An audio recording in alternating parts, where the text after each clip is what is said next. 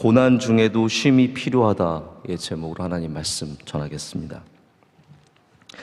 우리 고난 주간 새벽 집회 늘 저희가 사모하는 집회인데 오늘 1층은 저 끝까지 가득 차 있고 2층도 계속해서 채워지고 있습니다. 우리 여러분께서 힘을 내셔서 우리 고난 주간 특별히 새벽 집회를 잘 깨워주시고 또 말씀 가운데 깨어있는 우리 모두가 되기를 간절히 소망합니다. 고난주간의 예수님의 행적은 굉장히 다양하고 또 우리가 알면 좋은 것들이 많이 있습니다. 요즘에 제가 보니까 이제 한국 교회도 이런 교회력 이런 것들에 많이 눈을 떠가지고 옛날에는 그냥 어떻게 보면 고난에 초점을 맞췄다고 한다면 요즘에는 예수님의 행적들, 처음에 입성하시고 그 다음에 성전 정화 사건이라고 하는 성전에 가셔서 상을 엎으시고 돈 바꾸는 사람들, 또 이 제사를 파는 사람들, 이런 사람들 쫓아내신 그 말씀들 이렇게 하나씩 밟아가게 되는 것 같습니다. 그래서 예수님께서 목요일날 제자들과 식사를 하시기 전에 마리아가 향유를 예수님께 부어드리고 그 다음에 유월절 만찬을 제자들과 하시고 겟세마네 동산에 가서 기도하시고 잡히시고 그리고 가야바의 집에 가셔서 공회 앞에서 재판을 받으시고 이어서 빌라도에게 가셔서 마지막 재판을 받으시고 그리고 십자가에 못 박히는 사건들을 이렇게 차례대로 따라가는 것을 많은 교회들이 또 많은 목회자들이 하는 것 같습니다. 저는 이게 항상 지식은 좋지만 지식이 또한 위험한 것들도 있어요. 예를 들어서 왜 너희 교회는 그렇게 안 하느냐, 예를 들어서 이런 일들이 많이 있거든요. 우리는 많이 알고 우리는 이렇게 하는데 그렇게 안 하는 것들은 또 나쁘게 보고 천하게 보는 그런 경향이 있기 때문에 저는 고난주간을 우리가 다양한 방식으로 보내야지 이거를 꼭 굳이 스케줄대로 다 따라가고 그런 것은 다 좋은 것은 아니라고 생각을 합니다. 어쨌든 오늘 말씀은 예수님께서 예루살렘에 들어오셔서 가장 먼저 하신 일, 바로 성전을 깨끗하게 하신 일 다음에 있는 그 마무리 말씀이에요. 근데 제가 이 말씀을 처음에 이제 성전 정화 사건을 보기 위해서 이 말씀을 보고 있었는데 17절 말씀을 보면서 내가 이걸 왜 잘 못 봤지? 라는 그런 생각이 들었어요. 여러분들은 이걸 알고 계셨어요? 다 알고 계셨군요. 네. 예수님께서 예루살렘 성에 입성하신 다음에 그 다음에 다시 성 밖으로 나가셔서 베다니에서 밤을 보내시고 유하시고 그리고 다시 성 안으로 아침 일찍 들어오시는 이야기가 오늘 말씀 가운데 나오게 됩니다. 예수님께서 왜 그러면 이렇게 예루살렘 성에 계속 머물지 않으시고 이렇게 밖으로 다시 나가셨을까요? 오늘 사건 있기 전에는 다양한 일들이 있습니다. 제가 주일에도 잠깐 언급을 했지만 예수님께서 예루살렘 안에 들어오셔서는 많은 이적을 행하지 않으셨다고 말씀드렸는데 우리 조금 전에 보면은 맹인들과 전은 자들 이런 장애인들을 고쳐주시는 장면이 아주 짧게 한 절로 나옵니다. 그리고 나서는 예수님께서는 거의 어떠한 이적도 행하시지 않습니다. 그러다가 오늘 바로 이렇게 예수님께서는 하루의 일정을 마치시고 베다니로 가시는 장면이 나옵니다. 왜 그러셨겠습니까? 자, 예루살렘에 머무실 데가 없으셨을까요? 혹은 베다니가 더 좋은 곳이었을까요? 사실 그렇지 않죠. 베다니는 누가 봐도 예루살렘보다 좋지 않은 동네입니다. 가난한 자들의 동네, 변두리, 그리고 가난한 사람들이 모여있는, 아무리 좋은 집이라도 예루살렘에 비하면 천하고 비좁고 보잘것없는 집이었을 것이고 예루살렘은 훨씬 더 좋은 곳이었는데 예수님께서는 이렇게 베다니로 가셔서 쉬시게 됩니다. 누구의 집이었는지 성경은 적고 있지는 않습니다. 예수님께서 어떠한 사람의 누구의 집에 유하셨는지 명확하게 나와 있지는 않지만 우리가 예수님과 베다니를 생각하면 누가 생각이 나시나요? 그렇죠. 다 속으로는 알고 계신데 답을 안 하고 계신 나사로의 집이 생각이 나죠. 나사로와 마리아와 마르다, 바로 그들의 집이 생각이 나실 겁니다. 그러면 아마도 예수님께서는 나사로의 집에 유하셨을 가능성이 굉장히 커집니다. 다시 말씀드리지만 예수님께서 예루살렘에는 머무실 곳이 없으셨을까? 늘 예수님은 나는 머리 둘 곳도 없다라고 말씀을 하셨는데, 그러면 정말로 예루살렘에 단 한 집도 예수님을 모실 곳이 없으셨을까요? 저는 그렇게 생각하진 않습니다. 예수님께서 승천하시고 나서 제자들이 모였던 곳이 어디죠? 오늘 질문 많이 드립니다. 새벽에 빨리 정신을 차리시라고. 제가 보니까 다 알고 계신 것 같아요. 예수님께서 승천하시고 나서 제자들이 모였던 곳을 우리가 마가의 다락방이라고 합니다. 마가의 다락방, 어퍼룸이라고 하거든요. 2층 방을 말합니다. 이 어퍼룸이 120명이 들어갈 정도면 여러분 얼마나 넓어야 할까요? 여러분 집 120명 들어갑니까? 마가보다 못 사는 거예요. 우리 대부분의 사람들은 마가보다 못 삽니다. 마가는 유력한 집안이었습니다. 그래서 1차 선교 여행하다가 그만둔 거예요. 왜냐하면 집이 부자고 할 것도 많은 사람이에요. 마가입니다. 마가는 바나바의 조카입니다.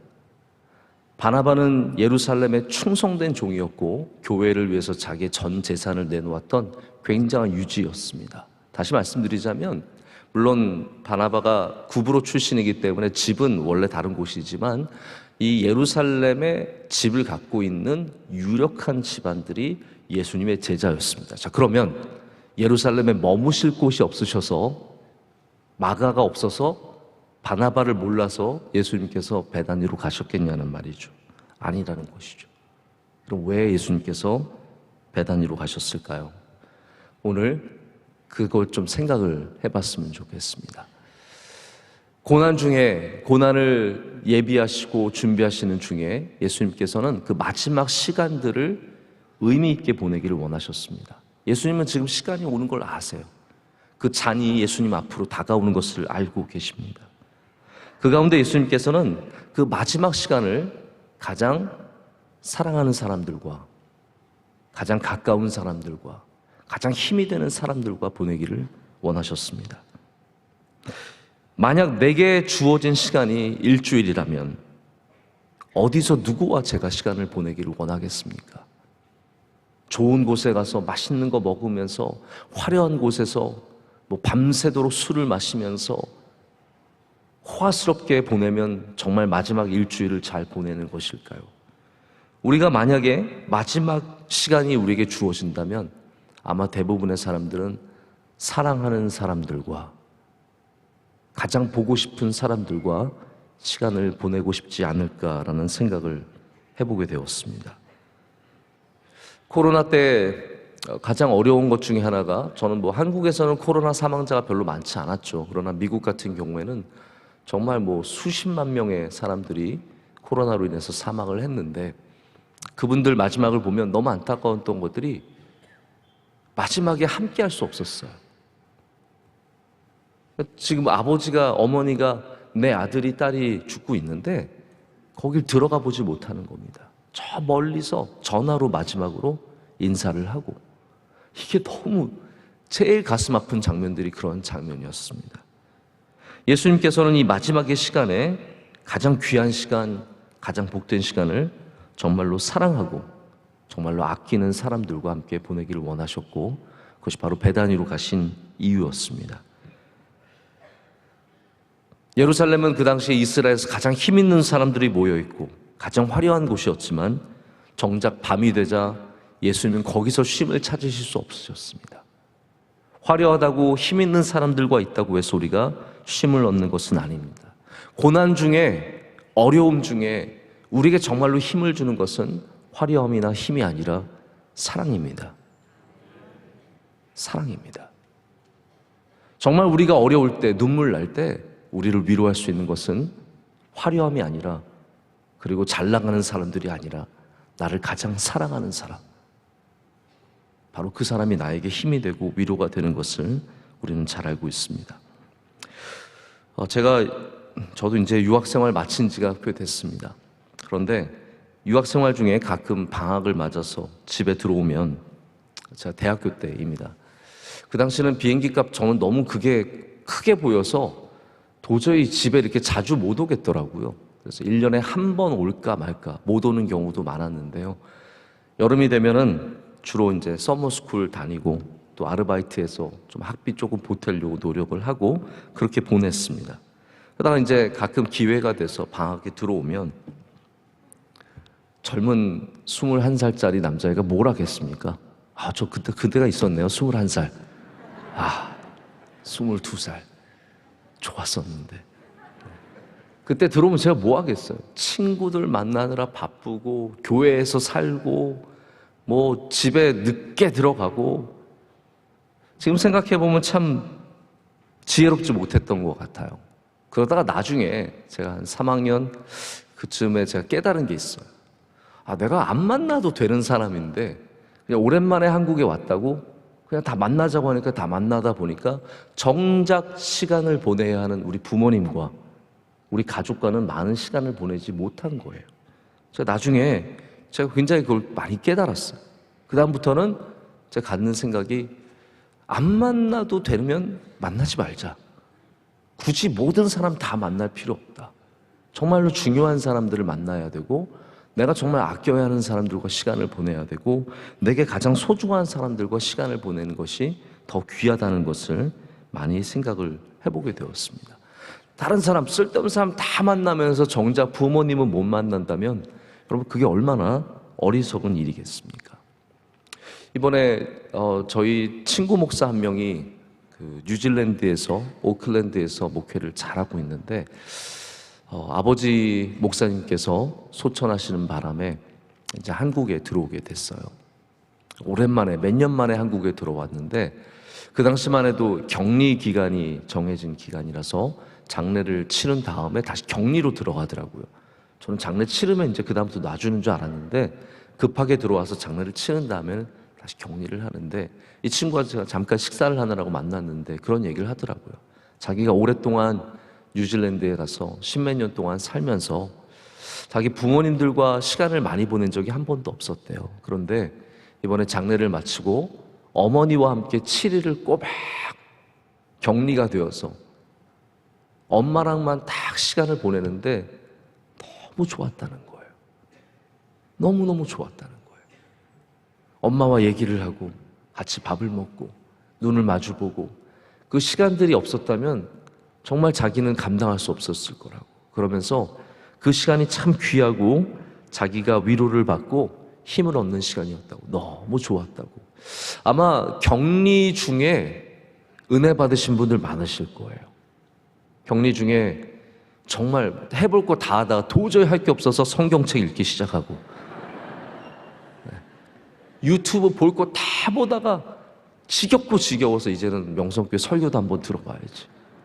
원로 목사님 설교 찾아 듣고 이러면서 은혜 받으신 분들 또 가족들과 함께 이 오미크론의 단점이자 장점이 뭡니까? 급속한 전파력. 그래서 아빠가 걸리면 엄마가 걸려요. 그게 은혜예요. 아빠가 걸렸는데 엄마가 안 걸린다? 그 둘 사이를 의심해 봐야 합니다. 굉장히 뭔가가 어마어마한 단절이 있는 거예요. 아이들이 걸리면 엄마가 걸려야 돼요. 아이들이 걸렸는데도 엄마가 끝까지 안 걸리는 사람 있어요. 뭐 슈퍼 면역력 아니면 그거는 사랑이 없는 거예요. 멀리하고 너 저리 가라. 가까이 오지 마라. 너는 방에서 단 한 발자국도 나오지 마라. 뭐 이러면서 지냈겠죠. 많은 가족들이 이 격리를 통해서 가까운 시간을 보냅니다. 여러분, 우리가 이 세상에서 너무 많은 사람들 만나고 너무 정신없이 살아가는데 정말로 중요한 사람들, 정말로 사랑하는 사람들과는 시간을 많이 보지 못합니다. 주님께서는 이 고난의 주간에 우리가 정말로 시간을 보내야 하는 사람들이 누구인지를 우리에게 보여주고 계십니다. 여러분, 고난 주간에 사랑하는 사람들, 그러나 더욱더 바라기는 우리 사랑하는 주님과 시간을 많이 보내시기를 축복합니다. 주님과 함께 보내는 시간, 참 귀한 시간이고 영원토록 하늘에 쌓이는 시간이 될 줄로 믿습니다. 자, 두 번째는 제가 두 가지만 말씀을 드립니다. 첫 번째는 사랑하는 사람 누구와 시간을 보내기 위해서 주님께서 베다니로 가신 것이고, 두 번째는 예수님은 이걸 아세요. 화려한 곳이 우리에게 쉼을 주는 것이 아니기 때문입니다. 예루살렘은 전적으로 갈릴리와 다른 동네입니다. 갈릴리는 촌동네입니다. 그러나 예루살렘은 거리도 복잡합니다. 장사꾼들이 거리에 많이 있습니다. 많은 사람들이 오갔으며 건물은 화려하고 갈릴리에 비하면 비교할 수 없이 높고 좋았습니다. 그러나 예수님이 정말로 바라시는 쉼은 예루살렘에 없었습니다. 베다니는 반대로 누추했고 집은 비좁았고 많은 것들이 부족했습니다. 하지만 예수님은 오히려 베다니에서 참 쉼을 얻으셨습니다. 진정한 쉼을 얻기를 원하는 사람은 화려한 곳에서 얻지 않습니다. 여러분, 누가 쉬러 라스베가스에 갑니까? 물론 우리는 가면 쉴 것 같아요. 안 가봤으니까, 잘 모르니까. 그러나 누가 라스베가스에 좋은 쉼을 얻기 위해서 가겠습니까? 정말 쉼을 얻으려면 원주 수영관 가야죠. 네. 원주 수영관. 세상의 리조트에 비하면 누추하죠. 어쩌면 이불에서 좀 쾌쾌한 냄새도 날 수 있겠죠. 잠자리는 불편할 수도 있겠죠. 그러나 우리가 참 쉼이 어디에 있는지를 생각해 봐야 합니다. 우리나라에 자연인들이 나오는 프로그램들이 있습니다. 혹시 아십니까? 30년 동안 산에 사시는 분들, 20년 동안. 그런 분들 특징을 보면은 다 남자예요. 다 남자. 남자들이 쉼이 필요한가 봐요. 남자들이 세상에서 힘든가 봐요.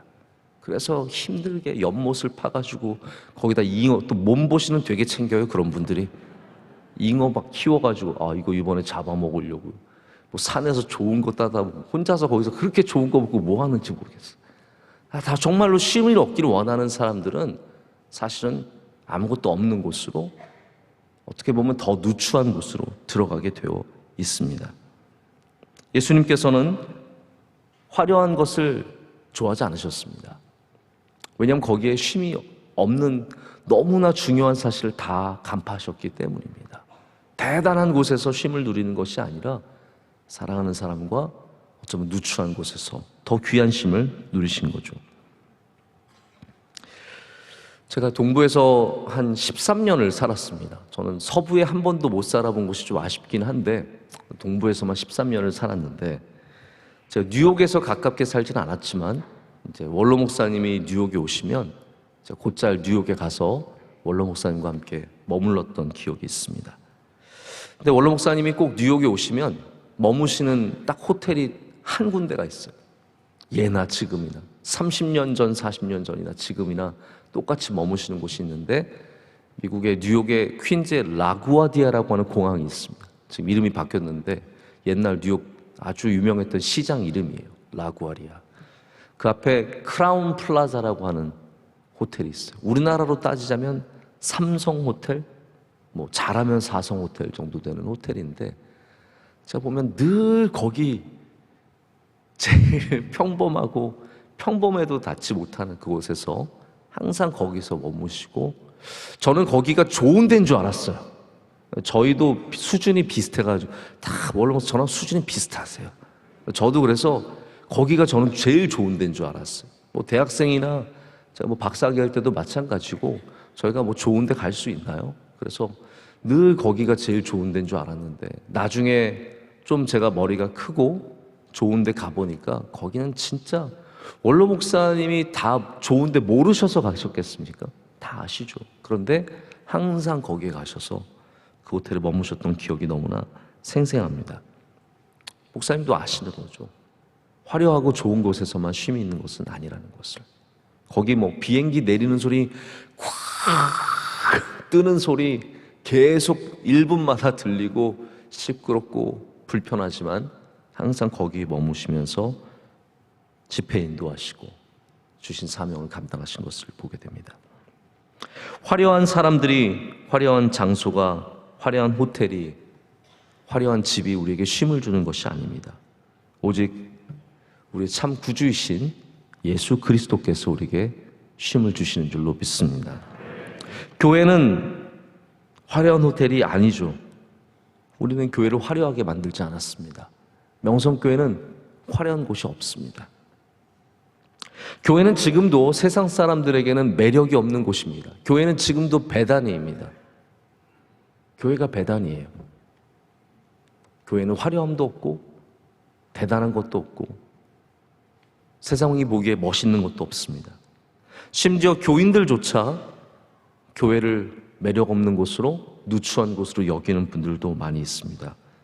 교회는 인기를 누리는 곳도 아닙니다. 여기는 매진도 없습니다. 오픈런 없습니다. 옛날에는 우리 교회 있었습니다. 3월 집회하면 자리가 좁아서 오픈런이 있었습니다. 오픈런이 뭔지 아세요?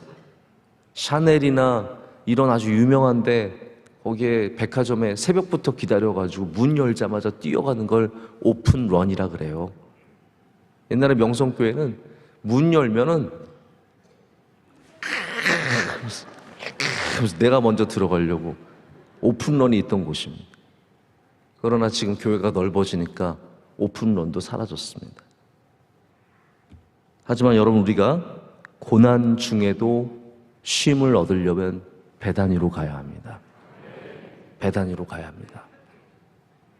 거기에 진정한 사랑이 있고 진정한 평안한 쉼이 있기 때문입니다.